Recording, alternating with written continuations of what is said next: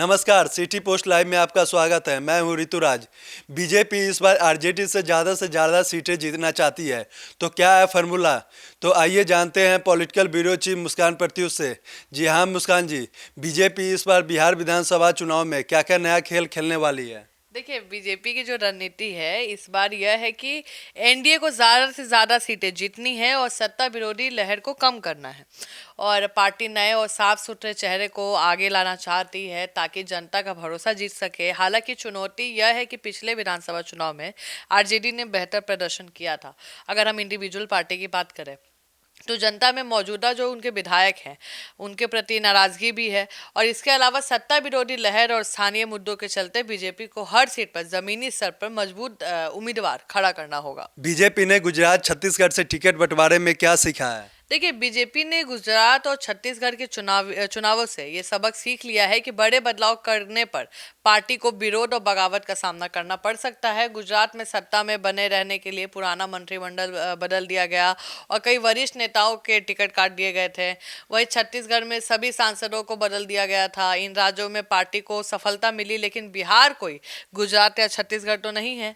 यहाँ पार्टी का कहते हैं ना कि ताकत जो है वो विरोधी दल में और मजबूत हो जाता है। अगर आप अपने पार्टी से किसी बड़े चेहरा को हटाते हैं तो उनके पास ऑप्शन हमेशा खुला रहता है। तो इसलिए बिहार में बीजेपी नए और भरोसेमंद चेहरे को लेकर सतर्क और रणनीति अपनाने की कोशिश कर रही है, बजाय कि अचानक बड़े बदलाव करने की, कि अचानक से बदलाव ही कर दे तो वो बहुत दिक्कत करेगा। जी, नीतीश कुमार की जेडीयू की सीट शेयरिंग रणनीति क्या है और इसका बीजेपी पे क्या असर पड़ने वाला है? देखिए, नीतीश कुमार के जेडीयू की जो सीट शेयरिंग का जो सख्त रुख है और उनके पास 45 मौजूदा विधायक है, आपको पता है, जिनमें से कई जो 70 साल से ज़्यादा उम्र के भी हैं। जेडीयू बिना ज़्यादा हंगामा के अपने 50% तक उम्मीदवार बदल सकती हैं, ठीक है, क्योंकि उसमें लोग अब बुजुर्ग ज़्यादा हैं। और इसका असर बीजेपी पर यह हो सकता है कि उसे गठबंधन के भीतर सीटों के बंटवारे और उम्मीदवार चयन में संतुलन बनाकर चलना होगा। इसके अलावा किसी भी बदलाव या सीटिंग विधायक को हटाने पर बीजेपी को विरोध और राजनीति की जमीनी लड़ाई में सावधान रहना पड़ेगा। तो ये सब दिक्कतों का सामना बीजेपी को करना पड़ेगा। जी, बीजेपी का नया चुनावी नैरेटिव क्या है? क्या यह जनता तक कैसे पहुंचाया जा रहा है? देखिए, बीजेपी का जो नया चुनावी नैरेटिव है वो हर कोई बनाता है, ऐसा नहीं है। बीजेपी बनाती है, जनसुराज भी बना रही है, राजद भी बना रही है। कौन बोल रहा है कि हम हार रहे हैं? सब तो यही बोल रहे हैं। और आपको बता दें, जो विश्वास वाले चेहरे हैं उनके चेहरे पे निर्भर करता है कि बीजेपी क्या करेगी आगे। देखिए, पार्टी पीएम मोदी हो या गृह मंत्री अमित शाह के नेतृत्व में चुनाव लड़ेगी, लेकिन जो जमीनी स्तर पर नेताओं की जो छवि है साफ सुथरी होनी चाहिए। पुराने और विवादित नेताओं को हटाकर अगर नए चेहरे को सामने लाया जा रहा है। इसके अलावा विकास योजनाएं, राहत कार्य के माध्यम से सत्ता विरोधी लहर को कम करने की कोशिश की जा रही है। इस तरह पार्टी जनता के दलों तक भरोसेमंद और सकारात्मक छवि पहुंचाना चाहती है कि भाई हम अच्छे उम्मीदवार ला के दे रहे हैं, ये लोग काम करने वाले हैं, पढ़े लिखे हैं। और यही कहीं ना कहीं मुद्दा भी बनेगा। बिहार विधानसभा चुनाव 2025 में मुकाबला किन तीन मुख्य चीजों पर होगा? देखिए, बिहार विधानसभा चुनाव 2025 में मुकाबला तीन चीज़ों, जो मुख्य चीज़ें आप पूछ रहे हैं।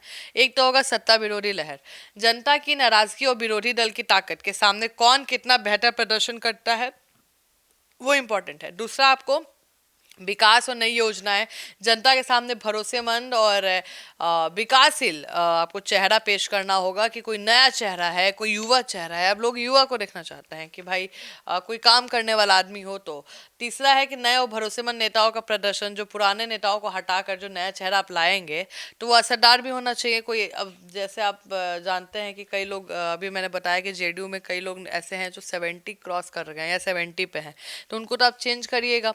और चेंज करिएगा तो ऐसा थोड़ी कि कोई भी अदलू बदलू से कर दीजिएगा। ऐसा चेहरा होना चाहिए कि ताकतवर लगे कि अरे भाई ये आ गया, अब तो जितना ही जितना है। तो थोड़ा सा छवि तो चेंज करना ही पड़ेगा। अब देखिए, इंपॉर्टेंट ये है कि जो राजद है वो इस बार कमर कस चुकी है, सिर्फ 12,500 वोट से रह गई थी और इस बार वो रिस्क नहीं लेना चाहती है। तो एनडीए के लिए ये कहीं ना कहीं थोड़ा टेंशन की बात है कि इसको कैसे कम करेंगे, क्योंकि जहाँ जहाँ राजद का जो परफॉर्मेंस अच्छा है वहाँ वहाँ ज़्यादा दिक्कत है, क्योंकि कई सीटें ऐसी हैं जहाँ बीजेपी जीतती थी और वो राजद जीत गई है। कई सीटें हैं। और कई सीटें ऐसी हैं जहाँ पे 2-2 हज़ार मतलब 1500-2000 के मार्जिन से लोग जीते हैं। तो वो सीटें वापस लाने के लिए उम्मीदवारों को में तो चयन करना पड़ेगा, चेंज करना पड़ेगा। बीजेपी बड़ी पार्टी है और सबके नाम दिल्ली से सुनिश्चित होता है, यहाँ से नाम जाएगा, दिल्ली जाके कंफर्म होगा, फिर उससे नाम पे मोहर लगता है। लेकिन नेताओं का बिहार में प्रभाव अलग है। हम नहीं कह सकते कि ये बिहार से आप नहीं पूछिएगा, यहाँ पे नेता लोग अपना आदमी लेके चल रहा है कि किसको खड़ा करना है किसको नहीं, नहीं खड़ा करवाइएगा तो गुस्साए हो जाते हैं। तो यहाँ पे थोड़ा मैनेज करके चलना पड़ता है, लेकिन नेक टू नेक टक्कर है जी। अब इस पूरे मुद्दे पर आपकी क्या राय है, कमेंट सेक्शन में जरूर बताइएगा। तो आगे की खबरों के लिए जुड़े रहिए हमारे साथ और देखते रहिए सिटी पोस्ट लाइव। तब तक के लिए धन्यवाद।